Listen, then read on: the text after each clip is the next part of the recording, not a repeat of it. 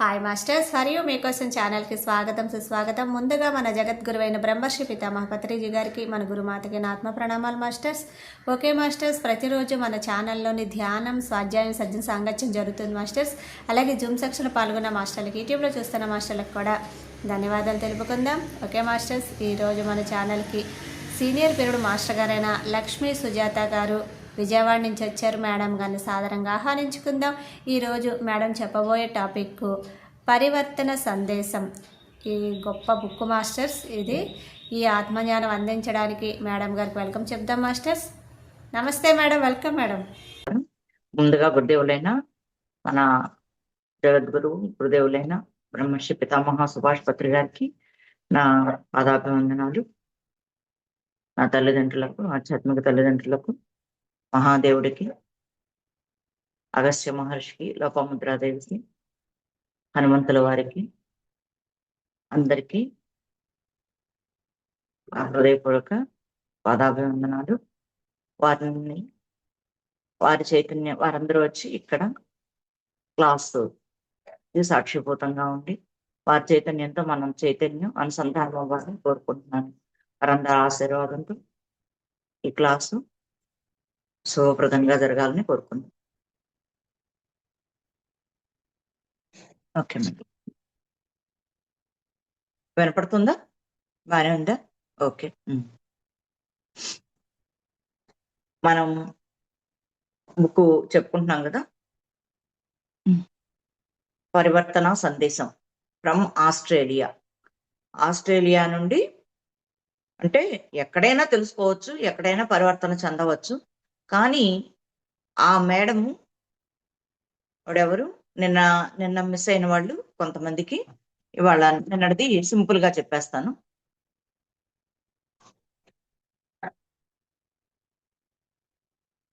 ఈ పరివర్తన సందేశం అనే బుక్ రాసింది మార్లో మోర్గాన్ అని, అమెరికన్ డాక్టర్ అనమాట. ఆవిడ డాక్టరే కాకుండా సర్జను ప్లస్ మోటివేటర్. ఎంతో మందికి సామాజిక స్పృహ కలిగిన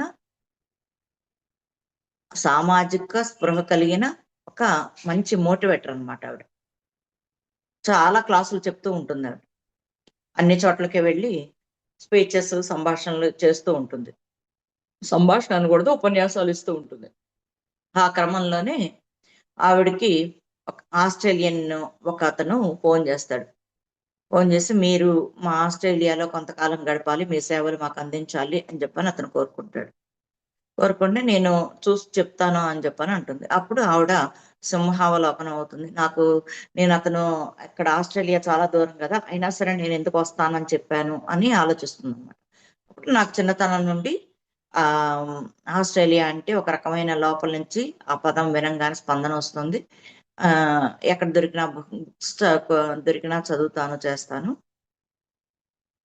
జూలకు వెళ్ళినా కూడా ఆస్ట్రేలియా జంతువులనే చూస్తూ ఉంటాను అని చెప్పానని ఆవిడ అనుకుంటుంది. అనుకొని సరే ఎందుకు వచ్చిందో ఆయన అడిగాడు కదా అని ఒప్పుకుంటుంది. ఒప్పుకొని తనకున్న పనులన్నీ అవన్నీ పూర్తి చేసుకొని బయలుదేరి వెళ్తుంది అనమాట. వెళ్ళిన తర్వాత అక్కడ వెళ్ళిన తర్వాత వెంటనే ఈ ఆదివాసీలతో కలవదు. ముందుగా తను అక్కడ ఒక కంపెనీ తరపున వెళుతుంది అనమాట. ఆరోగ్య పరిరక్షణ సంస్థ అని చెప్పని ఉంటుందన్నమాట. అంటే హెల్త్ కంపెనీలు ఉంటాయండి కొన్ని.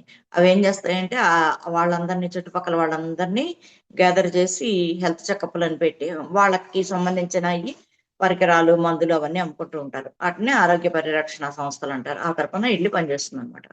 ఆ పని చేసినప్పుడు అక్కడ చుట్టుపక్కల ఉండే ఆదివాసీలని, ఆస్ట్రేలియన్ ఆదివాసీలందరినీ పోగు పెట్టి వాళ్ళందరినీ గ్యాదర్ చేసి వాళ్ళకి ఒక ఉపాధి కల్పిస్తుంది. ఆ తర్వాత ఈవిడ ఇట్లా చేస్తూ చేస్తూ కొన్ని సంవత్సరాలు అయిన తర్వాత ఆస్ట్రేలియాలో ఉండే ఫస్ట్ అసలు తనకి ఫోన్ చేసి ఆస్ట్రేలియా రమ్మన్న అతని పేరు ఓటా అనమాట. అతను వచ్చి తీసుకెళ్తాను, మిమ్మల్ని ఒక చోటకి తీసుకెళ్తాను అని చెప్తాడు. చెప్తే ఆ ముందు రోజే ఆవిడకి వాళ్ళ ఫ్రెండ్ డిన్నర్కి పిలిస్తే అక్కడికి వెళితే అప్పుడు ఆవిడకి ఒక అతను వచ్చి చెప్తాడనమాట, నువ్వు ఇక్కడికి ఆస్ట్రేలియా ఊరికే రాలేదు, నువ్వు నీ ఫ్రెండ్ని కలుసుకోబోతున్నావు. ఆ ఫ్రెండ్ అనే అతను నీ సోల్మేట్, అతన్ని కలవాలి అని చెప్పననేది నీది అంతకు ముందే, పుట్టక ముందే మీ ఆత్మ ఒప్పందం అది. మీరు మీరు పుట్టిన తర్వాత వేరు వేరు ప్రాంతాల్లో పుట్టి మీరు కలవడం 50 సంవత్సరాల తర్వాత కలవాలని మీరు ఒప్పందం రాసుకున్నారు. ఇప్పుడు అతన్ని కలవబోతున్నావు అని చెప్పేసి అతను వెళ్ళిపోతాడు. వెళ్ళిపోతే ఈవిడికి ఏం అర్థం కాదు. ఏంటి ఇతను నేను అడగకుండానే వచ్చాడు, చెప్పాడు, చేశాడు, వెళ్ళిపోయాడు అని చెప్పని అనుకుంటది. అనుకుని సరేలే అని పెద్దగా పట్టించుకోదు ఆవిడ. ఆ తర్వాత రోజు అతను ఓటా అనే అతను తీసుకువెళ్తాడు. తీసుకువెళ్ళిన తర్వాత అక్కడ వాళ్ళ ఒక గుంపుతోటి పరిచయం చేస్తాడు. వాళ్ళందరూ తోటి ఈవిడ వాళ్ళు చెప్పిన విధానం ప్రకారం కొంత నడుచుకుంటూ, ఎందుకంటే మనం ఎక్కడికన్నా వెళితే గనక మనం వేరే ప్లేస్‌కి వెళ్ళినప్పుడు వాళ్ళ నియమ నిబంధనలకు అనుగుణంగా కొంతకాలం మనం ఉండాలి. ఆ తర్వాత మనది చెప్పాలి. పత్రి సార్ అదే చెప్తారనమాట. ఎక్కడికన్నా వెళ్ళినా కూడా ఎవరిళ్ళకన్నా వెళ్ళినా ఆయన ముందు 2 రోజులు కామ్‌గా ఉంటాడంట వాళ్ళింట్లో. ఏం మాట్లాడడంట. ఆళ్ళు పెట్టింది తింటాం, వాళ్ళు ఏం చేస్తున్నారు ఏంటి అని గమనిస్తారంట. గమనించి ఆ తర్వాత ఒక్కొక్కటి వాళ్ళకి ఫస్ట్ ఎటు నుంచి ప్రారంభించాలి, చెయ్యాలి. ఇదంతా ఒక స్ట్రాటజీ అన్నమాట. బిహేవియర్ స్ట్రాటజీ మేనేజ్మెంట్ క్వాలిటీస్ అని చెప్పారంటారు. మేనేజ్మెంట్ క్వాలిటీస్ తర్వాత వస్తాయి. ముందు ఇది బిహేవియర్ స్ట్రాటజీ అన్నమాట. ఎందుకంటే మనం వేరే ఎక్కడికి వెళితే అక్కడ దాని కింద అలాగా నీరులాగా మారిపోవాలన్నమాట ఆ ప్లేస్ లో అక్కడ. అలా ఆవిడ ముందు వాళ్ళు చెప్పింది వింటుందన్నమాట. విని అక్కడ ఆవిడకున్న డౌట్స్ అన్ని తెలుసుకుంటది. ఆహారం ఎలా తీసుకుంటారు, నీటిని ఎట్లా వాడతారు అని ఆ ఆవిడకు ఉన్నయన్నీ వాళ్ళు తగలబెట్టేస్తారు మొత్తం అంతా. అంటే మనం పాతయన్నీ వదిలేస్తేనే కొత్తది నేర్చుకోగలము అని చెప్పని దాంట్లో పాఠం అన్నమాట మనకి. మనం తెలుసుకోవాల్సింది. అలా వాళ్ళు ఏదో కట్టుకోవడానికి ఒక గుడ్డ ముక్క లాంటిది, ఒక జంతువు చర్మం ఇస్తారు. డింగో అని అక్కడ కుక్కలు ఉంటాయన్నమాట. ఆ డింగో జాతి కుక్కల చర్మాన్ని ఇస్తారు. ఆవిడ అదే కట్టుకుంటుంది. అట్లా వెళ్తూ ఉంటారు. వెళ్తూ ఉన్నప్పుడు ఆవిడ ఒక్కొక్కటి వాళ్ళ దగ్గర నుంచి తెలుసుకుంటూ ఉంటుందన్నమాట. వీళ్ళు ఇక్కడ ఏమీ లేరు కదా.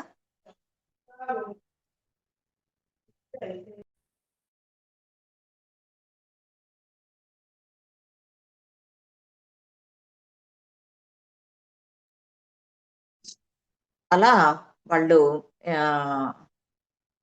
వాళ్ళతో పాటు వెళుతూ ఉంటుంది ఆవిడ. వెళుతూ ఉన్నప్పుడు వాళ్ళు ఏమేమి ఆహారం తీసుకుంటారు, ఎలా నీటిని వాడతారు, ఎలా నీటిని సంపాదిస్తారు అని చెప్పనని అన్నిటినీ నిన్న చెప్పుకున్నాము నిన్నటి క్లాస్‌లో. ఆహ్, ఆహారం తీసుకునే విధానము, నీటిని కనుక్కునే విధానము, ఆ పాదముద్రల ద్వారా వాళ్ళకి ఎంతటి జ్ఞానం ఉంటుంది అని చెప్పనేది కూడా మనం తెలుసుకున్నాం నిన్న. ఆ పాదముద్రల ద్వారా వాళ్ళు ఎంతటి ప్రజ్ఞని కనిపెడతారు. ఆ పాదముద్రల ద్వారా ఎళ్ళిన జంతువు, మనుషులైతే మనుషుల పాదముద్రలు ఏం చెప్తుందంటే, ఆ పాదముద్రల ద్వారానంట కొంత వైబ్రేషన్ ఉంటుందంట. ఆ వైబ్రేషన్ ద్వారా వీళ్ళు కనుక్కుంటారంట. అంటే ఎప్పుడో వెళ్ళిపోయిన జంతువు యొక్క పాదముద్రలను బట్టి కూడా జంతువు గాని, మనిషి గాని వాళ్ళు ఏ వయసు వాళ్ళు, వాళ్ళకేం అనారోగ్యం ఉంది, వాళ్ళు ఏ ఎత్తులో ఉన్నారు అని అన్నీ వాళ్ళకి సంబంధించిన అన్ని వివరాలన్నీ చెప్పగలుగుతారంట. అంత ప్రజ్ఞ వాళ్ళకున్నది. ఆహ్, నీటి గురించి, ఆహారం గురించి, వీటన్నిటి గురించి ఆవిడ తెలుసుకుంటుంది వాళ్ళతో పాటు. అలా తెలుసుకుంటూ ఉంటుంది. మాటలు ఎక్కువ ఉండవు కదా! మాటలేమీ ఉండవు పెద్దగా. ఎందుకంటే ఈవిడకి ఆళ్ళ భాష రాదు. ఆళ్ళకి ఈవిడ భాష అర్థం కాదు. కాబట్టి మాటలు అసలంటూ ఉండవు. ఉండని దానికి ఆవిడ భలే చెప్తుందనమాట. ఏమనంటే వాళ్ళని ఆస్ట్రేలియన్ ఆదివాసీలని ఈవిడేమంటుందంటే వాస్తవ మనుషులు అంటుంది. వాస్తవ మనుషుల కంఠస్వరం అనేది మాట్లాడడానికే నిర్మించబడింది అనుకోరు. మనకు నోరున్నది మాట్లాడటానికే, వాగడానికేనా అని చెప్పని అంటా ఉంటారు చూసారా? మాట్లాడటానికే అనుకోరంట వాళ్ళు. నీవు దానిని నీ హృదయ కేంద్రంగా చేయవచ్చు. హృదయం గాని, తల కేంద్రంగా గాని వాడుకోవచ్చంట. మా నోటిని. అంటే స్వరం కనుక మాట్లాడడానికి ఉపయోగిస్తే అనవసరమైన అతి చిన్న తక్కువ ఆధ్యాత్మికత ఉన్న సంభాషణలో ఇరుక్కుంటాం. మనం గనక మాట్లాడటానికే స్వరాన్ని వాడితే గనక మనం ఏం చేస్తామంట, అనవసరమైన అనవసరమైన విషయాల్లో, ఆధ్యాత్మికత తక్కువ ఉన్న విషయాల్లోనే ఇరుక్కుంటామంట. మనకు ఆధ్యాత్మికత పెరగదంట మనం ఎక్కువ మాట్లాడుతూ ఉంటే. అందుకనే మనకి పత్రిసారి చెప్తారు, వారానికి ఒక్కసారి రోజన్నా మౌనం ఉండండి, మౌనం ఉండండి అని చెప్పానని.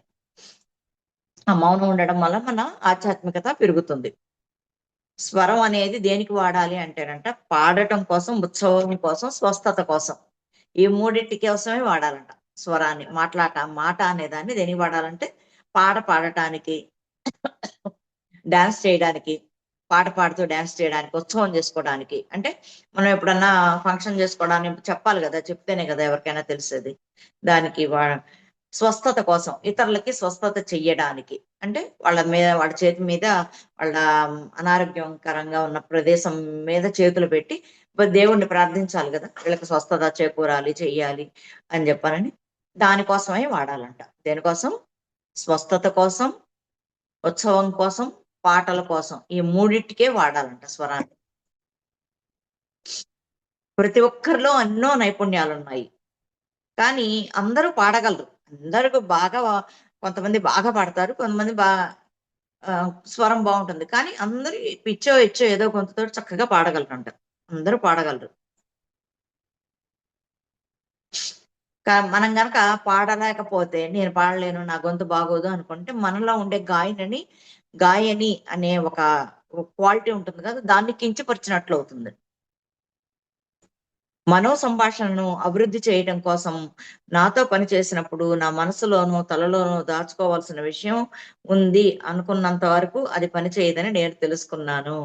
నేను ప్రతి విషయంలోనూ ప్రశాంతంగా ఉండాలి. అది మనకి టెలిపతి పని చెయ్యాలి అంటే కనుక, టెలిపతి అభివృద్ధి చెందాలి అంటే దాన్ని మనో సంభాషణ అంతే కదా. మనో సంభాషణ అంటే తెలుగులో పదం మనో సంభాషణ అనేది తెలుగులో, ఇంగ్లీష్ లో టెలిపతి. ఆ టెలిపతి పని చెయ్యాలి అంటే గనక మనకు ఉండాల్సిన క్వాలిటీ ఏంటి? భలే చెప్తుందిలే ఈవిడ. అన్ని మనలోని అంతర్గత శక్తుల్ని ఎలా వెలికి తీసుకోవాలి అనే దాన్ని అద్భుతంగా చెప్తుంది ఈవిడ. అది అర్థం చేసుకోవడం మనం రావాలి అంతే. ఎట్లా వస్తుంది అంటే, టెలిపతి ఎలా పెరుగుతుంది అంటే గనక, మనలో దాచుకోవాల్సిన విషయం ఉన్నది అని అనుకున్నంత వరకు అది పనిచేయదంట. మనలో ఏదో ఒకటి విషయం దాచుకోవాలి, నా గురించి నేను ఇతరులకి ఏ విషయం షేర్ చేసుకోకూడదు, చెయ్యకూడదు అని చెప్పని మనం ఎప్పుడైనా ఫీల్ అయితే గనక, తలలో గాని మనసులో గాని ఏదైనా విషయం దాచుకోవాలి అని మనం అనుకుంటే మాత్రం అది టెలిపతి పనిచేయదంట. ప్రతి విషయంలోనూ ప్రశాంతత ఉండాలి. అది దాచుకోకూడదు అని చెప్పనన్నప్పుడు, దాచుకోకపోతే ఇంక అన్ని బయటకు కక్కేసేయాలా, అందరికీ చెప్పేసేయాలా అని చెప్పని మళ్ళా డౌట్ వస్తుంది. అందుకని ఆవిడ ఎంత సింపుల్ గా చెప్తుందంటే, అబ్బబ్బా! చాలా అద్భుతంగా. ఆహ్, మ రావాలి కదా వెంటనే. నీ మనసులోను, తలలోను ఏమీ దాచుకోకూడదు. నీ హృదయంలోను, తలలోను ఏమీ దాచుకోకపోతేనే నీకు టెలిపతి అనేది, మనో సంభాషణ అనేది పెరుగుతుంది. ఆ విద్య పెరుగుతుంది అని చెప్పినప్పుడు, మరి ఏమి దాచుకోకూడదు అంటే అంతా బయటికి కక్కేసేయాలా, అందరికీ చెప్పేసేయాలా, మనం ఏం లోపల ఉంచుకోకూడదా అని చెప్పానంటే మనకి డౌట్ వస్తుంది కదా. కానీ ఆవిడేం చెప్తుందంటే అక్కడ, అన్ ప్రతి విషయంలోనూ ప్రశాంతంగా ఉండాలి. ప్రశాంతంగా ఉండాలి. ఇప్పుడు ఎవరైనా ఏ విషయం ఏమైనా తీసుకొచ్చి చెప్పారనుకోండి, చెప్తే అది మనం వెంటనే మనలో దాచుకోకూడదు అన్నారని మనం అందరికి ఆళ్ళది ఆవిడ అట్ట అంట, ఇట్ట అంట అని చెప్పని అందరికి చెప్పేసేయకూడదు మనం. ఎలా ఉండాలి? ప్రశాంతంగా ఎలా ఉండాలి అంటే, ఆవిడ కష్టం ఆవిడ చెప్పుకుంది. మన దగ్గర సేఫ్‌గా ఉంటుందని చెప్పనని. అది నాకేం సంబంధం లేదు. కాకపోతే విన్నాను. ఆవిడ మర్యాద కోసం, ఆవిడ బాధ తగ్గుతుంది కాబట్టి నేను విన్నాను. అంతేగాని నేనేం మనసులో దాచుకోకూడదు. నాకేం సంబంధం లేదు. వాస్తవానికి వాళ్ళే సృష్టికర్తలైనప్పుడు, వాస్తవానికి ఆవిడే సృష్టికర్త. కాబట్టి ఆవిడది బాధ చెప్పుకుంది. బాధో, సంతోషమో ఏదో ఒకటి చెప్పుకుంది. అది విన్నాము అంతే. విన్న మరుక్షణం దాన్ని వదిలేయాలి. మనకి దానివల్ల ఏదైనా అవసరం ఉంది అంటే పైవాడు చూసుకుంటాడు కదా, పైన సబ్‌కాన్షియస్ మైండ్ ఉంది గదా, అది చూసుకుంటది. ఎప్పుడు కావాలంటే అప్పుడు బయటికి తెచ్చిస్తది. మనకెందుకు అయన్నీ మనం మోయడం అని చెప్పానండి. అది ప్రశాంతత. అంటే దానికి అంత వివరణ అన్నమాట. మనం ప్రతి విషయంలోనూ ప్రశాంతతతో ఉండాలి. ఉన్నప్పుడే మనకి మనో సంభాషణ పెరుగుతుంది అని చెప్పానని. నన్ను నేను క్షమించుకోవడం నేర్చుకోవాలి. అది. ముందు మనల్ని మనం క్షమించుకోవాలి. ఎక్కడన్నా తప్పులు చేశాము, అబ్బో! అట్ట చేసి వాళ్ళని ఇబ్బంది పెట్టాను, ఇట్ట చేసి వీళ్ళని ఇబ్బంది పెట్టాను, అలా చేయకుండా ఉండాల్సింది, ఇలా చేయకుండా ఉండాల్సింది అని చెప్పని మనల్ని మనం ముందు నిందించుకోకూడదంట. ముందు మనల్ని మనం క్షమించుకోవాలి. అంటే క్షమించుకోవడం అంటే ఏంటి? నాకు ఆ టైంకి అట్లా అనిపించింది కాబట్టి చేశాను. నాకు అజ్ఞానంలో ఉండబట్టి అలా చేశాను. జ్ఞానంతో ఉన్నయి కూడా మంచి పనులు చేశాను కదా, కాబట్టి అప్పుడు అది ఆ పని అయిపోయింది. కాబట్టి నన్ను నేను నా క్షమించుకోవాలి. అంటే నాకు ఆ టైంకి అట్లా అనిపించింది కాబట్టి చేశాను. ఆ తేడా ఉంది అని చెప్పానంటే నేను ఎవరిని ఇబ్బంది పెట్టాను అంటే నేను వాళ్ళని క్షమించమని అడుగుతాను. అదే విషయంలో నన్ను నేను కూడా క్షమించుకుంటాను. నాకు అజ్ఞానంలో ఉండబట్టే నేను అలా చేశాను అని చెప్పని నన్ను నేను క్షమించుకుంటాను. గతం నుంచి నేర్చుకోవడం అభ్యసించాలి. అది. ఎప్పుడు నన్ను నేను క్షమించుకోవడం అంటే అప్పుడు గతంలో నేను తేడా చేశాను అని చెప్పని మనకు అనిపించినప్పుడు అప్పుడు దాని నుండి మనం నేర్చుకోవాలి. ఎలా చెయ్యాలి? అలా చెయ్యాలి. ఇలా కాకుండా అలా చేస్తే బాగుండేది. కానీ నాకప్పుడు తట్టలేదు అని చెప్పని ఒక పాఠం నేర్చుకుని వదిలేసేయాలి. ఇంకా మళ్ళా పద్దాక గుర్తు చేసుకొని అటు చేస్తే బాగుండే, ఇటు చేస్తే బాగుండే అని చెప్పని అనుకోకూడదు ఇక అసలు. దాన్ని వదిలేయాలి. ఒకసారి పాఠం నేర్చుకుని వదిలేయాలి. అది వదిలేయడం అంటే నేర్చుకోవడం. అది. ఒప్పుకోలు, నిజాయితీ, స్వీయ ప్రేమ ఎంత ముఖ్యమైనవో వారు నాకు చెప్పారు. అది.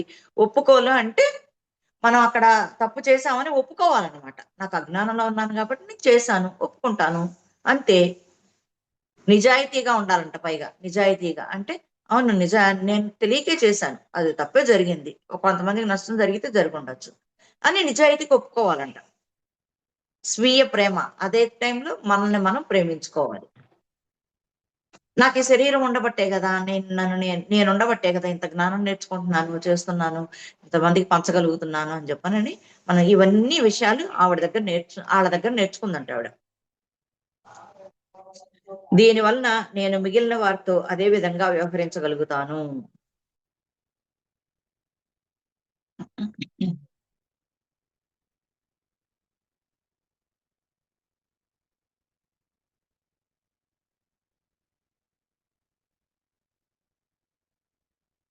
వీళ్ళు వెళ్తూ ఉన్నప్పుడు ఏమైతుందంటే ఈవిడకి ఒక టోపీలాగా ఇచ్చారనమాట. ఆ టోపీని పెట్టుకునేటప్పటికి ఆ టోపీని పెట్టుకొని ఉండేప్పటికి అక్కడికొచ్చే కీటకాల మూలంగా కొంచెం ఈవిడ ఇబ్బంది పడిందంట. ఆ టోపీ ఉండడం మూలంగా కొంత ఆ ఇబ్బంది నుంచి బయటపడిందావిడ. బయటపడింది. ఆ కీటకాలు అయినా కొంచెం కుట్టినియంట. టోపీ ఉన్నా కూడా కొంత కుట్టినియంట. కుట్టడం మూలంగా వాళ్ళు ఏం రాసారంటే పాము నూనె. పాము నూనెను గురువు వేసిన మంట నుండి వచ్చిన బూడిదను ఒంటి నిండా పోసి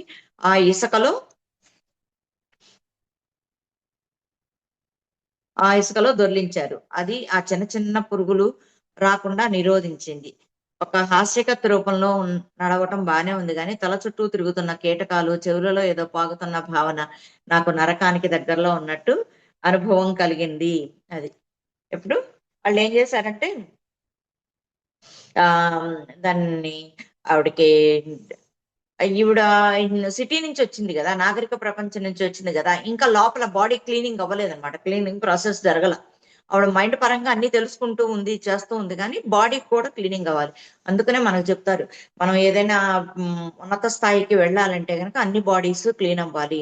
ఏమేం బాడీస్ ఉన్నాయి మనకి? హ్మ్. ఆహ్, స్థూలమయ శరీరం, ప్రాణమయ శరీరం, మనోమయ శరీరం, విజ్ఞానమయ శరీరం, ఆనందమయ శరీరం, విశ్వమయ శరీరం, నిర్వాణమయ శరీరం. ఇలా 7 శరీరాలున్నాయి. ఈ 7 శరీరాలు వన్ బై వన్ క్లీన్ అవుతూ రావాలన్నమాట. ఈవిడకి మరి ఆ లోపల అప్పటిదాకా అన్ని రకరకాల ఆహార పదార్థాలు తినడం దాని మీద కండ ఉన్నది కదా! ఆ కండ మూలంగా అక్కడ చుట్టూతా ఉన్న పురుగులన్నీ వచ్చి ఆవిడని కుడతా ఉన్నాయంట. కుడతా ఉండేటప్పటికి వీళ్ళేం చేశారు పురుగులు కుట్టకుండా ఒంటి నిండా పాము నూనె రాసి ఆ నూనె రాసి వాళ్ళు మంటేసుకున్నారు కదా! చలిమంట. ఆ చలి మంటలో వచ్చిన బూడిదని ఒళ్ళంతా పూసారంట నూనె రాసి. పూసి ఆవిడని దొర్లిచ్చారంట.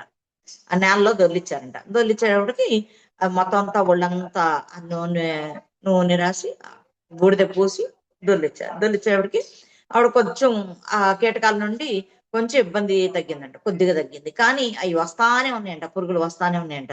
మొహం చుట్టూతా తిరుగుతా ఉన్నాయంట. చెవులు వెనకాల గుయ్యి అని ఒకటే సౌండ్ వస్తుందంట. ఆవిడ చిరాకు పడుతుందనమాట. చిరాకు పడుతుంది, ఇబ్బంది పడుతుంది, వాటిని తిట్టుకుంటుంది, చేస్తుంది. చేస్తా ఉంటే అప్పుడు ఆయన అతని ఆ గ్రూపు నాయకుడు ఉంటాడు కదా! అతను వస్తాడనమాట. వచ్చి ఏం చెప్తాడు, ఆ పురుగులంట గుళగుళ అంటా ఉన్నాయన్నమాట. ఒంటి నిండా పాకుతా ఉంటే ఎవరికైనా అనిపిస్తది గదా! మనకు ఒక చిన్న దోమ ఒంటి మీద పడితేనే మనం ఇబ్బంది పడతా ఉంటాం. దాన్ని ఒకసారి, 2 సార్లు క్షమిస్తాం. మూడోసారికొచ్చేటప్పటికి చెయ్యి ఎళ్ళిపోతుంది మనకి వాటి మీదకి. అలాగా ఆ పురుగులన్నీ ఒంటి నిండా పాకేస్తా ఉంటాయంట. ఒంటి నిండా పాకేస్తా ఉంటాయి. వీళ్ళందరూ ఏంటి, ఆ పురుగులు వచ్చినప్పుడు కదలకుండా స్టాచ్యూ లాగా ఉంటారంట. ఉన్నప్పుడు అవన్నీ ఒంటి మీద అట్లా పాకుతా పాకుతా పాకుతా కాసేపు ఉండి వెళ్ళిపోతాయంట. అయితే ఈవిడ మాత్రం ఆవిడకి అలవాట్లేదు కదా, అందుకని ఈవిడ చిరాకు పడుతుందని అప్పుడు ఆయన నాయకుడు వచ్చి చెప్తున్నాడు, వాస్తవంలో అవి అవసరమైన ఉపయుక్తమైన జీవులు. అవి మన చెవుల కింద పాకి ప్రతి రాత్రి నిద్ర వలన మనం పొందే గులిమిని ఇసుకను శుభ్రం చేస్తాయి. మన చెవుల్లో గులిమి నిద్రపోయినప్పుడు గులిమి వస్తుంది కదా మనకి, ఆ గులిమిని కూడా శుభ్రం చేస్తాయంట అవి. పైగా వాటిని ఇసుక కూడా కొంచెం మనం ఇట్లా అనుకుంటే ఏదో గర్గర్గా ఉన్నట్టు అనిపిస్తుంది కదా, అదన్నీ శుభ్రం చేస్తాయంట అవి. నువ్వు చూసావా, మనకు స్పష్టమైన వినికిడి శక్తి ఉంది. అవి మన ముక్కు మీద ఎక్కి దానిని కూడా శుభ్రం చేస్తున్నాయి. మనకి శుభ్రంగా వినికిడి శక్తి ఉంది అని చెప్పానంటే మనం అన్ని చక్కగా చిన్న సౌండ్ పెద్ద సౌండ్ అన్ని వినగలుగుతున్నాము అంటే అవి మన చెవుల్ని శుభ్రం చేస్తున్నాయి కాబట్టే మనం అంత వినికిడి శక్తి మనకి పాడవకుండా శుభ్రంగా ఉన్నది అని చెప్తున్నాడు ఆయన. మన ముక్కు మీద ఎక్కి వాటిని కూడా శుభ్రం చేస్తాయి. ముక్కు మీద ఇదంతా పాకుతా ఉంటాయంట. కొన్ని ముక్కులకు కూడా వెళ్ళి చేస్తా ఉంటాయంట. అతను నా ముక్కు వైపు చూపిస్తూ, నీకు చాలా చిన్న ముక్కు రంధ్రాలు ఉన్నాయి, మాకులాగా పెద్ద ముక్కు లేదు. రాబోయే రోజులలో వేడి మరి ఎక్కువగా ఉంటుంది. ముక్కు కానీ శుభ్రంగా లేకపోతే నువ్వు ఇబ్బంది పడతావు. తీవ్రమైన వేడిలో నువ్వు గాలి కోసం నోరు తెరవకూడదు. అందరిలోకి శుభ్రమైన ముక్కు కావాల్సింది నీకే. మా అందరి శరీరాల మీదకు పురుగులు పాకి మా ముక్కులు విసర్జించిన దానిని తీసివేస్తాయి. అతను తన చేతులు చూపిస్తూ, మా చర్మం ఎంత నున్నగా మెత్తగా ఉందో చూడు. నీ చర్మం చూసుకో. కేవలం నడవటం వల్ల రంగు మారిపోయిన వాళ్ళను మేము ఇంతవరకు చూడలేదు. నువ్వు మా దగ్గరకు వచ్చినప్పుడు ఏ రంగులో ఉన్నావు, ఇప్పుడు ఎర్రగా మారావు, ఇప్పుడు ఎండిపోయి పడిపోయేటట్లు ఉన్నావు. ఇసుకలో చర్మం వదిలిన వాళ్ళను మేము ఇంతవరకు చూడలేదు. పాము కొబ్బసంలాగా ఇసుకలో చర్మం వదిలిన అంటే ఆవిడకి మొత్తం అంతా పొట్టుగా ఊడిపోతుంది అనమాట. చర్మం అంతా ఊడిపోతుంది అనమాట. నీ చర్మాన్ని శుభ్రపరచడం కోసం నీకు కీటకాలు అవసరం. ఏదో ఒక రోజు మనం ఈ పురుగులు గుడ్లు పెట్టిన చోటుకు వెళతాం. మళ్ళీ మనకు ఆహారం లభిస్తుంది. ఏంటంటే అక్కడ ఒక రకమైన పురుగులు ఉంటాయి అన్నమాట. ఆ పురుగులు ఒంటి మీద పాకుతాయి అన్నమాట. పాకినప్పుడు వాటిని శుభ్రం చేస్తాయంట. మన శరీరాన్ని అంతా శుభ్రం చేస్తాయంట. అక్కడ ఈవిడది సిటీ ఆవిడ కదా, ఈవిడ ముక్కు సన్నగా కోటేరులా ఉంటే కాదు, పెద్దగా ఉండాలి. ఎందుకంటే వేడి గాలి వస్తుంది కాబట్టి, వచ్చే రోజుల్లో వేడి గాలి విపరీతంగా వస్తుంది కాబట్టి ఆ వేడి గాలిని మనం ముక్కు ద్వారానే పీల్చుకోవాలి. ఎట్టి పరిస్థితుల్లో వేడి గాలిగా ఉందని చెప్పి నోరు తెరవకూడదంట. తెరిస్తే గొంతంతా ఆర్చుకుపోయి దాహం ఎక్కువైపోతుందంట. అందుకని కంపల్సరీ ముక్కు రంధ్రాలు పెద్దగా ఉండాలన్నమాట అని చెప్పు. నీ చర్మం కూడా ఎట్లా పాడైపోయిందో చూడు. తన పొరలుగా పొట్టుగా ఊడొస్తుందంట ఆవిడది. పాము కొబ్బుసంలాగా ఊడొస్తుంది. పాము కొబ్బుసంలాగా ఊడే వాళ్ళని ఎవరిని చూడలేదు. వాళ్ళు అంత ఎండలో 100 డిగ్రీల దాంట్లో నడుస్తూ ఉన్నా కూడా వాళ్ళ శరీరం అంట నల్లగా ఉందంట. నల్లగానే ఉన్నారు కానీ, నలుపుగా ఉన్నారే కానీ వాళ్ళ చర్మం ఆరోగ్యంగా నున్నగా ఉందంట. నున్నగా ఉంది. నీది ఎట్లా అయిపోయిందో చూడు అని చెప్పండి. ఇవి నీ భౌతిక శరీరం శుభ్రం చేసుకోవడానికి, నీ స్థూల శరీరం శుభ్రం చేసుకోవడానికి ఈ పురుగులు నీకు సహాయం చేస్తాయి కాబట్టి వాటిని అనుమతించు అని చెప్తాడు ఆ నాయకుడు.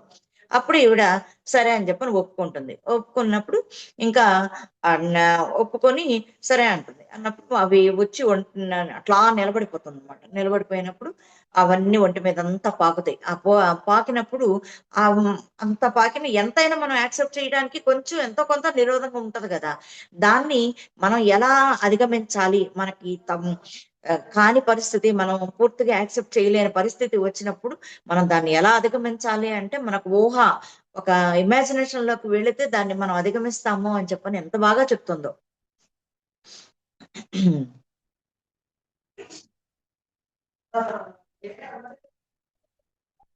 చాలా బాగా చెప్తుంది. ఏమని చెప్తుందంటే, కీటకాలు వచ్చాయి, నేను వదిలివేశాను. ఆవిడ అంటే వాటిని అనుమతించింది అనమాట. అవి పాగుతా ఉంటే సరే కానీ అని చెప్పాను. నేను నా మనసులో న్యూయార్క్ వెళ్ళాను. అదే చెప్పాను సరే. ఆ పరిస్థితిని ఆవిడ ఎలా అధిగమించిందంటే ఊహాలోకంలోకి వెళ్ళింది. ఎలా వెళ్ళింది? నేను న్యూయార్క్ వెళ్ళాను. ఆవిడది అక్కడ న్యూయార్క్ ప్రదేశం కదా, చాలా ఖర్చుతో కూడుకున్న ఆరోగ్య కేంద్రానికి వెళ్ళాను. నేను కళ్ళు మూసుకుని నా ముక్కు చెవులు ఎవరో శుభ్రపరుస్తున్నట్టు భావించాను. ఈ శిక్షణ పొందిన సాంకేతిక నిపుణుడు యొక్క పట్ట గోడకు వేలాడుతున్నది. అంటే నేను హాస్పిటల్కి వెళ్ళాను అని చెప్పానంటే ప్రూఫ్ ఏంటి? ఆ డాక్టర్ గారి యొక్క సర్టిఫికేట్ గోడకి వేలాడుతుందంట. అది కూడా చూసుకుంటుంది అనమాట ఆవిడ. అంత ప్రాక్టికల్ గా ఉన్నదనమాట. ఆ ఊహల్లో న్యూయార్క్ వెళ్ళినట్టు, హాస్పిటల్కి వెళ్ళినట్టు, ఆ హాస్పిటల్ ఆ డాక్టర్ గారి పటం, ఆయన సర్టిఫికేట్ అక్కడ ఉన్నట్టు ఆవిడ ఊహించుకుంటుంది. వందల కొద్ది చిన్ని చిన్ని దూది ఉండల్లో నా శరీరం అంతా శుభ్రం చేస్తున్నట్లు అనుకున్నాను. అది చివరికి చివరికి ఆ కీటకాలు వెళ్ళిపోయాయి. నేను మానసికంగా వెనకకు వచ్చేసాను. అవి మొత్తం శుభ్రం చేసి అవి ఎండిపోయేదాకా ఆవిడ ఊహాలోకంలోనే ఉందంట. మానసికంగా అప్పుడొచ్చాను అంటుంది. కొన్ని సందర్భాలలో సమర్పణ అనేది ఖచ్చితమైన సమాధానం అన్నదే సత్యం. అది సమర్పణ అంటే వాటికి ఈవిడ తన శరీరాన్ని సమర్పించేసిందనమాట. మీ ఇష్టం, మీరు ఏది చేసుకుంటే చేసుకోండి. మీ వల్ల నాకు హాని జరగదని నాకు నమ్మకం ఉంది. కాబట్టి నా శరీరాన్ని శుభ్రం చేస్తారని చెప్పని నాకు తెలుసు కాబట్టి మీకు నా శరీరాన్ని వదిలేస్తున్నా. అది సమర్పణ అంటారు. సమర్పణ. కొన్ని సందర్భాలలో సమర్పణ అనేది ఖచ్చితమైన సమాధానం అన్నదే సత్యం. అది సత్యం అంట. నా జీవితంలో ఏ విషయము సరిగ్గా లేదని, కష్టంగా ఉందని అనుకుంటున్నాను నేను. నిజమైన లక్ష్యాన్ని అవగాహన చేసుకోవటానికి బదులు ఇలా చేస్తూనే ఉన్నానా? ఆవిడ అప్పుడప్పుడు డౌట్ పడుతుందనమాట. నేను దాన్ని సరిగ్గా అర్థం చేసుకోకుండా ఇట్లా సమర్పణ అని వదిలేస్తున్నానా అని చెప్పని. ఒక్కొక్కసారి మనం చేసిన తర్వాత కూడా మన పని సక్రమంగానే జరిగినా మళ్ళా మనం వెనకొచ్చి ఒక్కొక్కసారి డౌట్ పడతా ఉంటాం కదా! ఆవిడ కూడా మనం మాత్రాలు కదా! అందుకని ఆవిడ డౌట్ పడుతుందనమాట. షరతులు లేని అంగీకారం ఎలా ఉంటుందో భావించడం వాళ్ళ దగ్గర నేర్చుకున్నాను.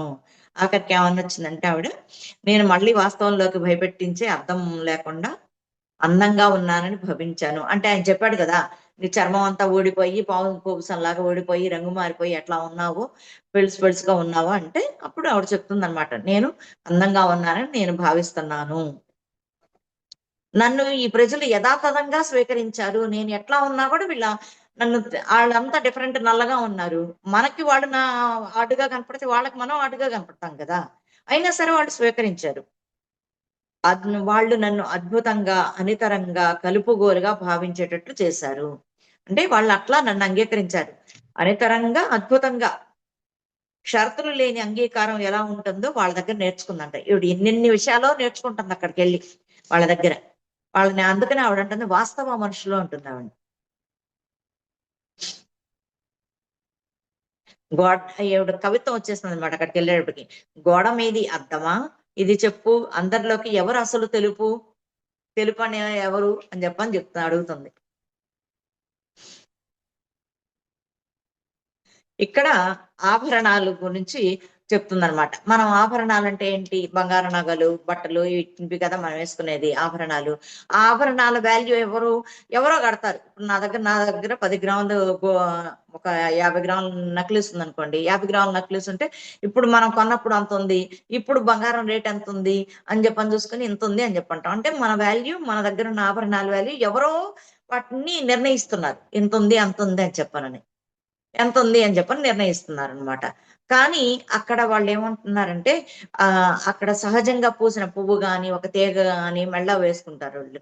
వేసుకున్నప్పుడు మెడలో వేసుకుంటే ఎవరికో ఇష్టమైనోళ్ళు అందరూ వేసుకోరు కదా! ఇష్టమైనోళ్ళు వేసుకుంటే గనుక వాళ్ళు హ్యాపీగా ఫీల్ అవుతుంటే ఒక పువ్వు మెడలో తలలో పెట్టుకున్నా, లేకపోతే ఇట్లా మెడలో ఆ తీగతో పాటేసుకున్నా ఆవిడ హ్యాపీగా ఉంటే ఈళ్ళందరూ కూడా అభినందిస్తారంట. చాలా బావుంది. చాలా అందంగా ఉన్నావు, చేశావు అని చెప్పనని. అంద ఒక రోజు అందమైన యువతి గడ్డి పక్కన నడుస్తూ పొడవైన కాడు ఉన్న పసుపచ్చని పుష్పంతో సహా ప్రత్యక్షమైంది. ఆ పువ్వుని, కాడని అంతా మెడలో వేసుకుందంట. ఆమె ఆ కాడని మెడ చుట్టూ తిప్పింది. ఆ పువ్వు ఆమె ఎద మీద అత్యంత విలువైన ఆభరణంతో మెరుస్తూ నర్తిస్తోంది. ఆవిడ నడుస్తూ ఉన్నప్పుడు పువ్వు కదులుతుందంట. తీగతో పాటేసుకుంది గదా! ఈ మనుషులంతా ఆమె చుట్టూ చేరి ఎంత అందంగా కనిపించిందో, ఎంత అద్భుతంగా ఎంపిక చేసుకుందో చెప్పారు. ఆ రోజంతా ఆమె అభినందనలు అందుకుంటూనే ఉంది. అది. న మరింత అపురూపంగా భావిస్తూ ఆమె తాలూకు వెలుగును ఆస్వాదించాను నేను.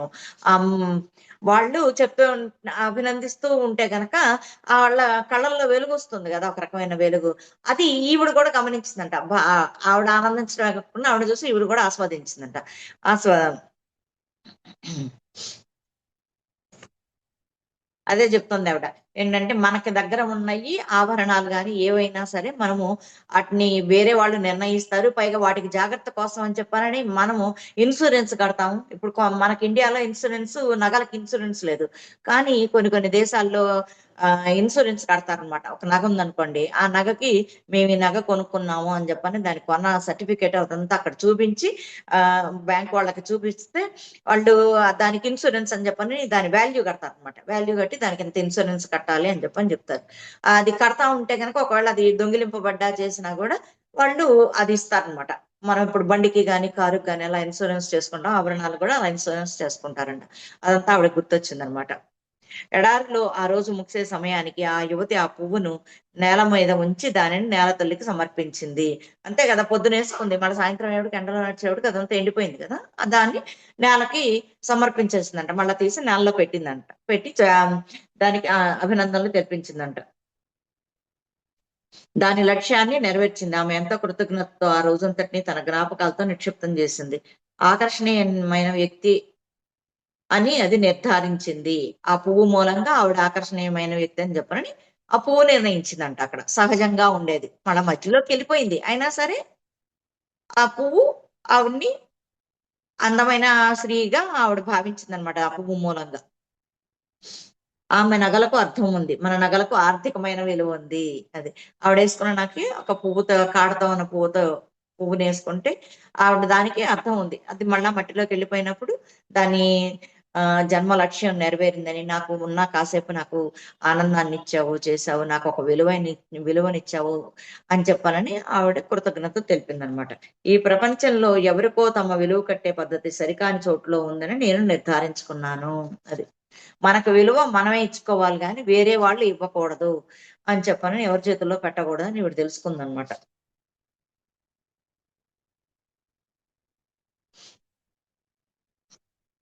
సంప్రదాయాలను, విలువలను గౌరవించడం నాకు రాదని నాకు ఎలానో అర్థమైంది. అర్థం చేసుకోలేని, ఒప్పుకోలేని వాటిని గౌరవించడం, పాటించడం అంత తేలికైన పనేమీ కాదు. అది నాకు చెప్పలేని లాభాలను తెచ్చిపెడుతుంది. అంటే సంప్రదాయాలని, విలువల్ని గౌరవించడం మనకి ఫస్ట్ ఎక్కడికన్నా వెళ్ళినప్పుడు మనకు అర్థం కాదు కదా, చేత కాదు కదా. ఇప్పుడు వాళ్ళ పద్ధతుల్లో వాళ్ళు ఉంటారు, కానీ మనకేంటి వెంటనే మన పాతవి గుర్తొస్తా ఉంటాయి అన్నమాట. మన పాతవి గుర్తొస్తా ఉంటాయి. మా మా పద్ధతులు ఇలా ఉంటాయి, అలా ఉంటాయి అని చెప్పానని. మా పద్ధతుల అని అది అట్లా చెయ్యకూడదంట. మనం అక్కడికి వెళ్ళినప్పుడు, వేరే చోటకి వెళ్ళినప్పుడు వాళ్ళని గౌరవించాలి. అంత తేలికైంది ఏమీ కాదు అలా గౌరవించడం, వాటిని ఒప్పుకోవడం అంతా. కానీ అలా మనం ఒప్పుకుంటే చాలా లాభాలు ఉంటాయండి. మనకి చాలా చాలా లాభాలు ఉంటాయి అన్నమాట.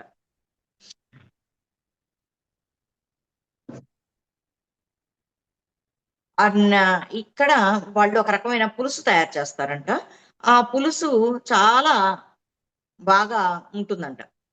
ఈవిడేమని చెప్తుందంటే, ఉందిగా నేను మట్టి మట్టి నీ పైన పూర్తిగా మట్టి ఉందిగా ఇంకా అమెరికాలో ఉన్నప్పుడు మట్టి ఆవిడ కొద్దిగా ఉందిగా ఇంకా ఎక్కువ కాసిరోల్లో పడతాయి అని కానీ నా చెప్పానని. 2 బకెట్లు తీస్తే బకెట్ హలో మేడం, తీస్తే ఎవరు మంచిగా పడతాయిగా.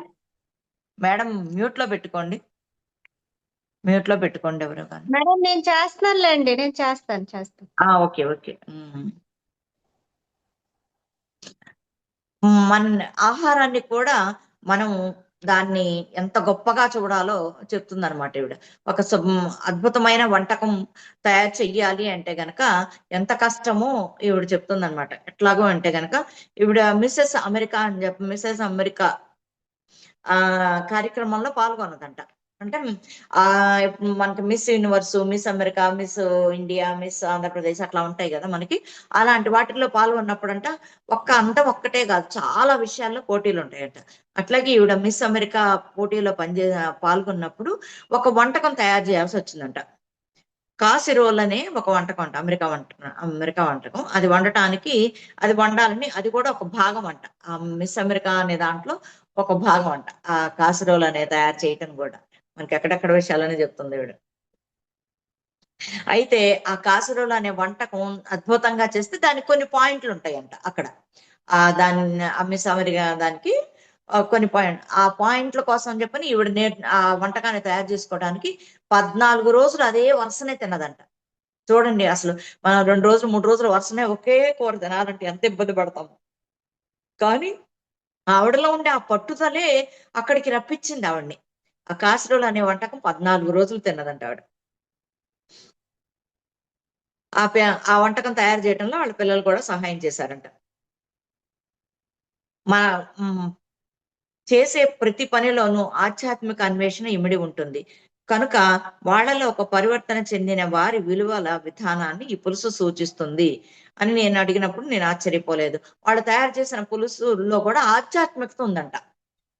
అలాగే ఇప్పుడు మనం ఏదైనా ఒకటి తయారు చేస్తున్నాము అని చెప్పానంటే గనక అది ది బెస్ట్ గా వచ్చింది అంటే గనక వచ్చింది అంటే మనం ఆటోమేటిక్ గా మనం ఆధ్యాత్మికతలోకి అడుగు పెట్టినట్టు అవుతుందంట. అంతే కదా! ఇప్పుడు మనం ఒక వంట చేసేటప్పుడు మనం ఏ ఆలోచన లేకుండా ఫుల్ ఫ్లెడ్జ్డ్ గా దాని మీదే పెట్టాము అంటే అదే ధ్యానం అని చెప్తున్నాం కదా! ఏ పనిలో నిమగ్నం అయితే అదే ధ్యానము అని చెప్పానండి. అదే కదా! అంటే ధ్యానంలోకి అడుగు పెట్టాము అంటే ధ్యానం చేస్తున్నాం, ధ్యానం అడుగు పెట్టామంటే ఆధ్యాత్మికతలోకి వచ్చినట్టే. అలాగా ప్రతి పనిలోనూ ఆధ్యాత్మికత అనే అన్వేషణ ఇమిడి ఉంది అని చెప్తుంది. వాళ్ళు ఎప్పుడు నాకు చెందిన మనుషులు చెడ్డవారనో, తాము మాత్రమే సరైన వాళ్ళమనో ఎప్పుడూ చెప్పలేదంట.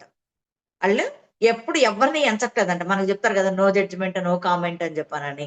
అందుకని ఆవిడ చక్కటి పేరు పెట్టిందనమాట వాళ్ళకి. వాస్తవ మనుషులు అని చెప్పానని. దాదాపుగా ఒక పెరిగిన వ్యక్తి చిన్న పిల్లవాడు ఎడమ కాలుకి కుడి చెప్పు వేసుకునే ప్రయత్నంలో పడే ఇబ్బందిని ప్రేమతో గమనించటంలా ఉంటుంది.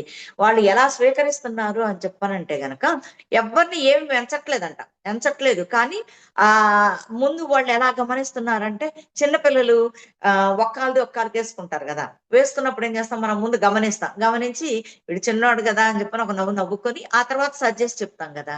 అట్లాగే అలాగే ఫీల్ అవుతారంట వాళ్ళు. ఇప్పుడు బయట నుంచి వచ్చిన వాళ్ళని గాని, ఎవరైనా తేడాగా ప్రవర్తించే వాళ్ళని చూసి వాళ్ళు అలా ఫీల్ అవుతారంట. అలా ఫీల్ అవుతారు. అలాగే చేస్తారంట. అంటే మన పిల్లల్ని చేస్తే "రేయ్! నువ్వు తేడా వేసుకున్నావురా, ఇటు దట్టు అటు తిట్టేసుకోమ్మా" అని చెప్పని మనం చాలా కామన్‌గా చెప్తాం కదా! అలాగే ఎదుటి వాళ్ళు తేడాగా మాట్లాడినా, చేసినా కూడా అంత క్యాజువల్‌గా తీసుకోవాలి అని చెప్పని చెప్తోంది. ఇక్కడ పుట్టినరోజుల గురించి కూడా వాడు చాలా అద్భుతంగా చెప్తుందనమాట. మనం పుట్టినరోజులంటే ఏజ్ పెరిగిందని చెప్పని ఒక గుర్తుగా చేసుకుంటాం కదా! కానీ ఇక్కడ వా వాళ్ళు ఎలా చేసుకుంటారో వాస్తవ మనుషులు ఎలా చేసుకుంటారో చెప్తుందనమాట.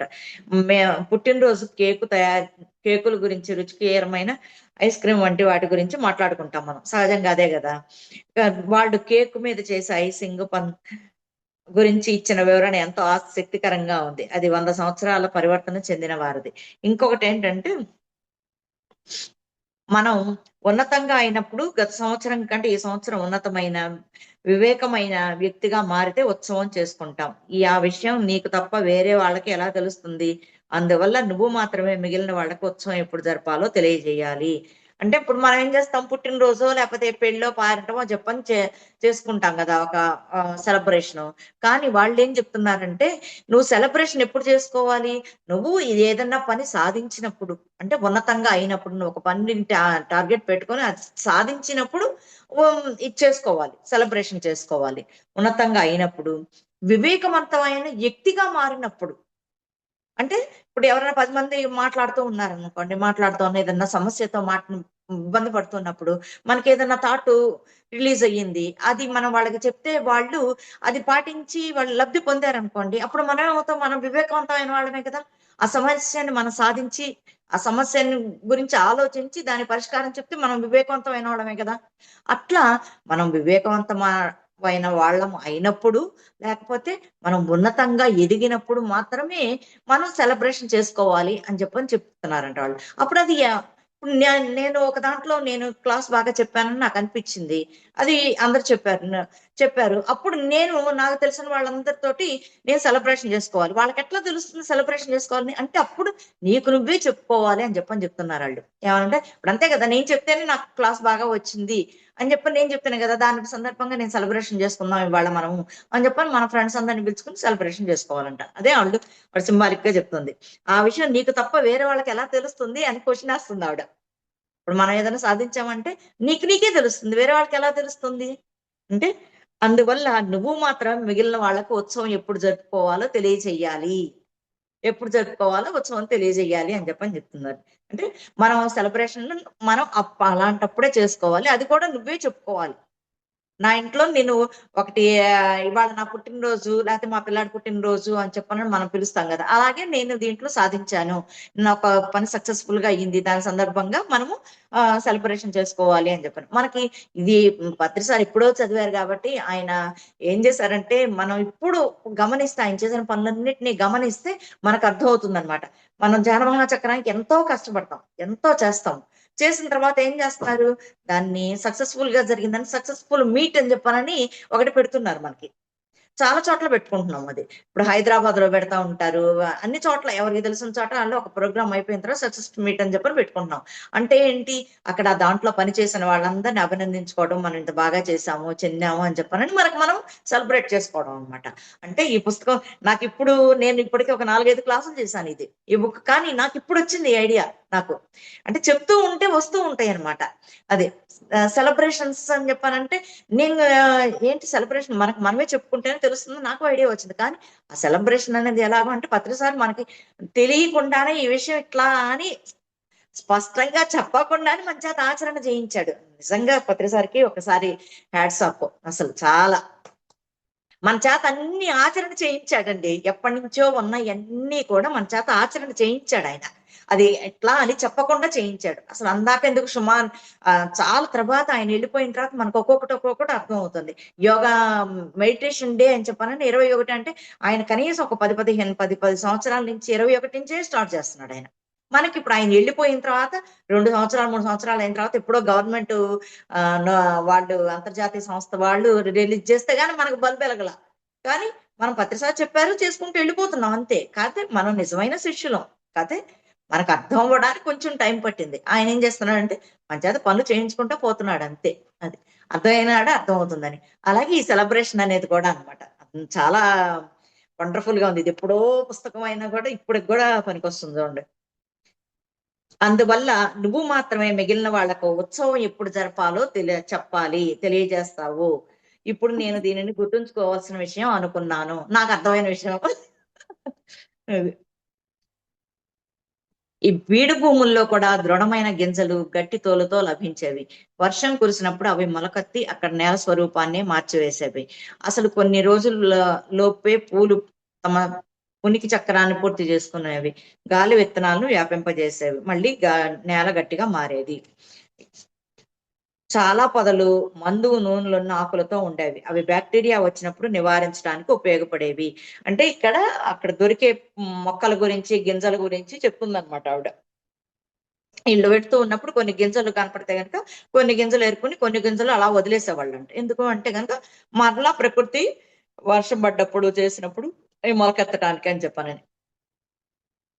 ఉష్ణ ప్రాంతాల్లో ఉండడం వల్ల మేము బీన్స్ లాంటి పదార్థాలను ఉపయోగిస్తాం. అంటే మా శాన్ ఫ్రాన్సిస్ బెరడ్తో చేసిన టీకి తోడు మాకు తేనె పండ్లు లభించేవి. మేము వాటిని కప్పుకోవటానికి, ఆహారాన్ని చుట్టి ఉంచడానికి, పరిమళాన్ని ఆస్వాదిస్తూ నమలటానికి వాడేవాళ్ళం. అది తలలో జలుబుతోను తలనొప్పిని, మ్యూకస్ చేరడాన్ని నిరోధించేది. అంటే అక్కడ దొరికే వాటి గురించి చెప్తుందన్నమాట ఈవిడ. అక్కడ నూనెలున్న ఆకులు ఉండేయంట, పొదలు ఉండేయంట. ఆ పొదల్లో వీళ్ళందరూ ఆ ప్రాంతం వాళ్ళు కాబట్టి ఏ మొక్క దేనికి పనికొస్తుంది అనేది బాగా తెలుసు వాళ్ళకి. అవి ఈవిడ అందరూ ఆల్రెడీ డాక్టర్ కదా, డాక్టర్ కాబట్టి అక్కడ దొరికే ఆకులు, మందులు, ఈవిడ ఆల్రెడీ మందుల ఫ్యాక్టరీలతోటి వాటితోటి, అంటే స్వస్థత ఆరోగ్య పరిరక్షణ సంస్థతో పనిచేస్తుంది కదా ఈవిడ. అంటే మందుల కంపెనీలు అనమాట. ఆ మందుల కంపెనీలతో పనిచేసేటప్పుడు ఆ మందులు తయారు చేసేటప్పుడు ఏ పదార్థాలు వాడతారు, ఏ మొక్కలు వాడతారని చెప్పని కొంత ఉంటది కదా డాక్టర్లకు అవగాహన. కాబట్టి ఈవిడ చెప్తుంది అనమాట, చాలా పొదలు అక్కడ ఆస్ట్రేలియాలో ఉండే పొదలు నూనెలో ఉన్న ఆకులతో ఉండేవి. ఆకుల్లో అంటే నూనె ఎక్కువ ఉండేదంట బాగా. అవి బ్యాక్టీరియా వచ్చినప్పుడు నివారించడానికి ఉపయోగపడేవి. పేగుల్లోని సూక్ష్మజీవులను, పరాన్నజీవులను సంహరించే యాంటీజెంట్స్ గా పనిచేసేవి. కొన్ని మొక్కలు కాండాలలో, ఆకుల్లో ఉండే రసం, టాటెక్స్ అనే మొటిమలు, ముఖంపై ఉండే వైట్ బ్లాక్ హెడ్స్ ను తొలగించడానికి ఉపయోగించేవి. వాళ్లకు క్వినైన్ లాంటి మత్తు పదార్థాలు కూడా లభించేవి. సుగంధ పరిమళాన్ని వెదజల్లే మొక్కలన్నీ పీకి నీళ్లలో రంగు మారేదాకా నానబెట్టేవారు.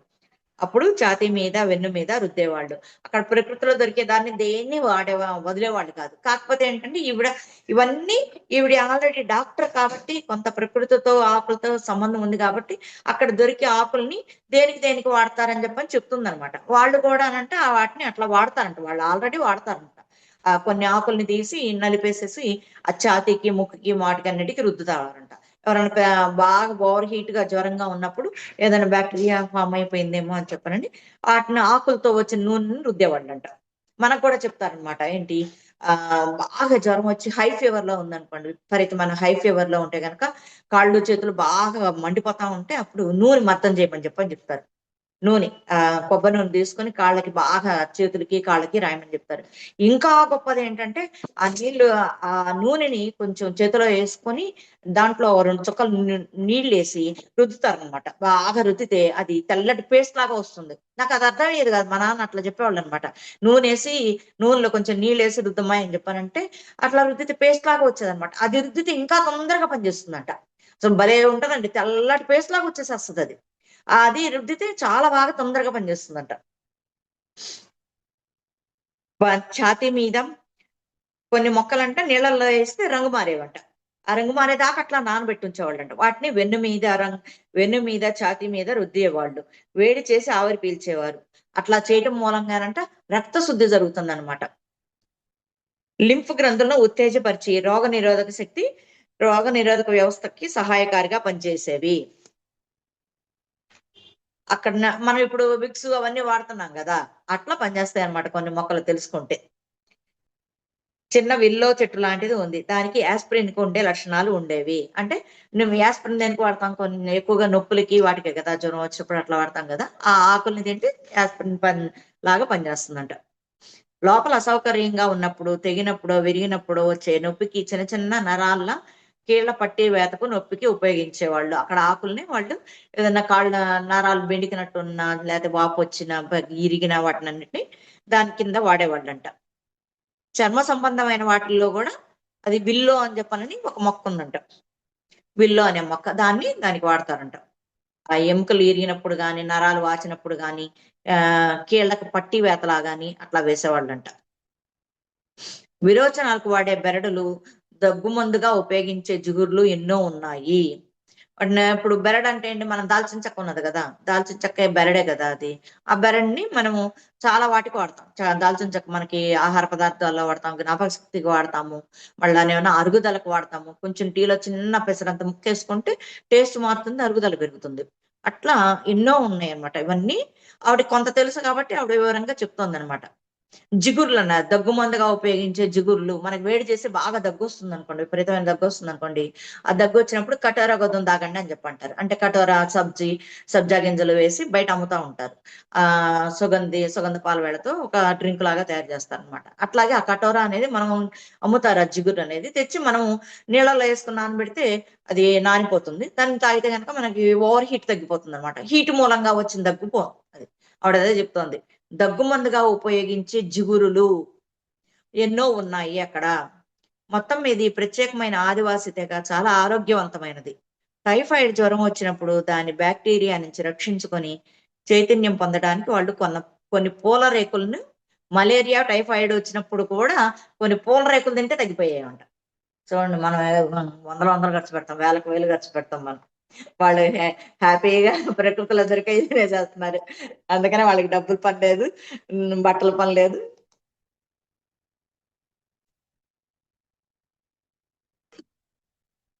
యాజ్ గా బతికేస్తారు పాపం.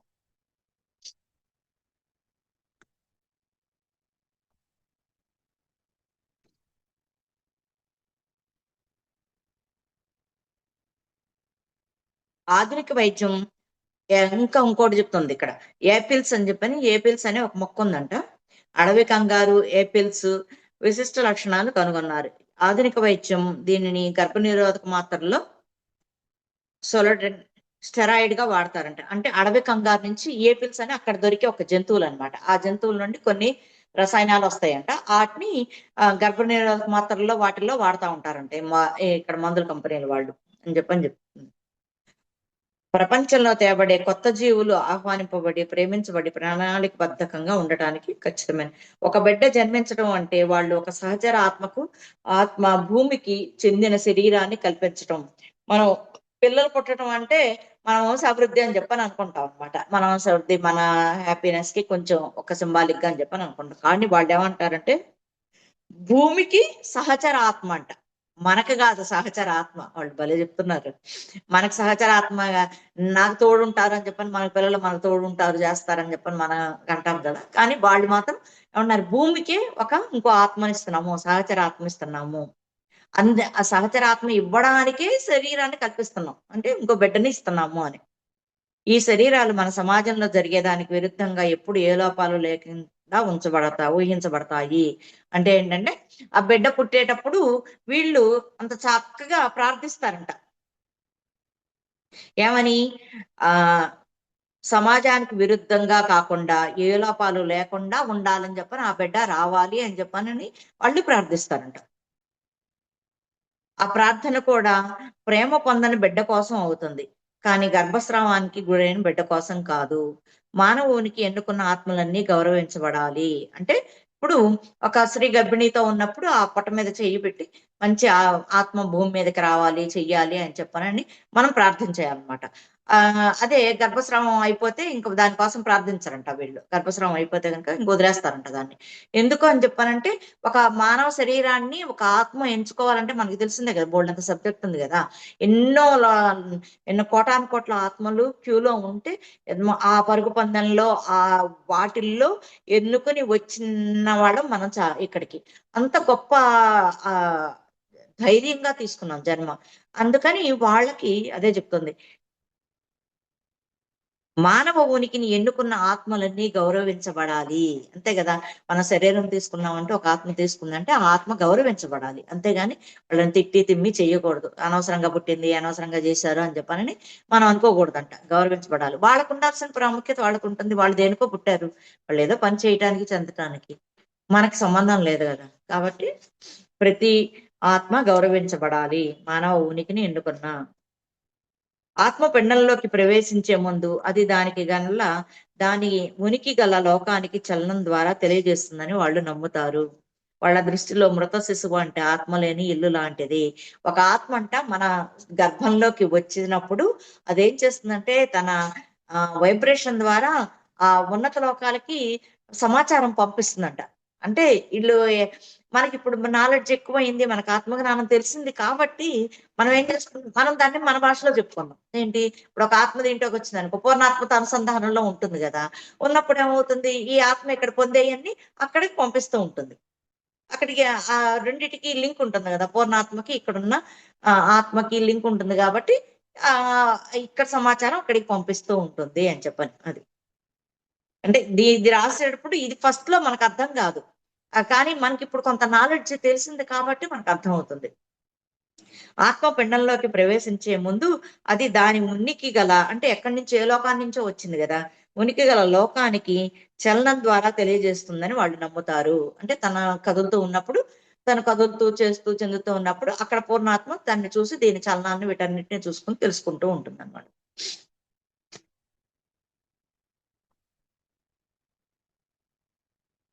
వాళ్ళు విషయాలు మరణించవని, కేవలం మార్పు చెందుతాయని చెప్తారు. అంతే కదా, విషయం ఎక్కడికి పోదు, కానీ విషయం మార్పు చెందుతుంది. ఇది కాబట్టి ఈ విషయం ఎట్లా కాబట్టి ఇంకో రకంగా మార్పు చెందటం అని. ఇప్పుడు మనకు ఆధ్యాత్మికత చాలా రోజుల నుంచి వస్తానే ఉంది, ఇంతకు ముందు నుంచి కూడా మనం చెప్తాం కదా, మంది సనాతనమే సనూతనమైనది అని చెప్పాలని. అంతేగా, సనాతనమైనది ఎప్పటి నుంచో ఉన్నదే. మన పత్రిసారి కూడా ఏం చెప్తారు, ఆది శంకరాచార్య వారి గురించి చెప్తారు, భగవద్గీత గురించి చెప్తారు, అన్నిటి గురించి చెప్తారు.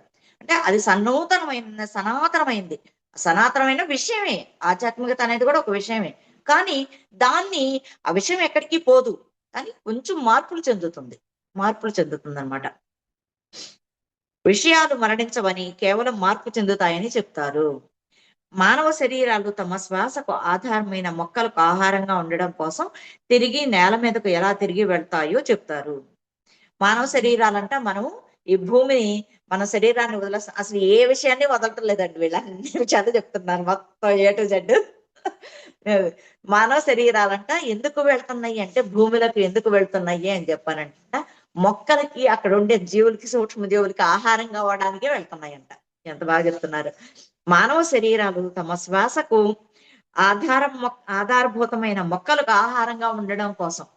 అంతే కదా, మన శ్వాస అంటే అవి వదిలిన ఆ అవి ఆహారం తయారు చేసుకునేటప్పుడు ఆక్సిజన్ వదులుతాయి కదా, ఆ ఆక్సిజన్ ని మనం తీసుకుంటున్నాం. అంటే మనం ఆధారంగా ఉన్నది శ్వాస. ఆ శ్వాసకు ఆధారం మొక్కలు వదిలే ఆక్సిజన్. మనకు శ్వాసకు ఆధారభూతమైన మొక్కలకు ఆహారంగా ఉండడానికి మళ్ళా తిరిగి శరీరం భూమిలోకి వెళ్తుందంట. ఆ